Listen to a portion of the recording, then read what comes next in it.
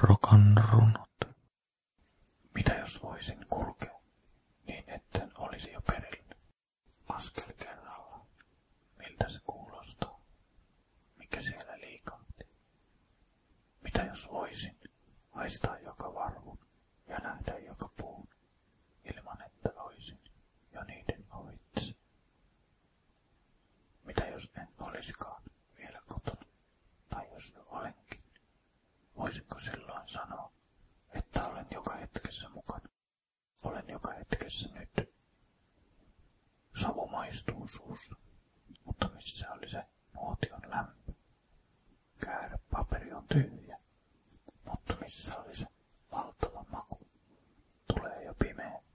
Tämänkin päivän menetin. Luovun siitä innolla. Ehkä en sitä menettänytkään.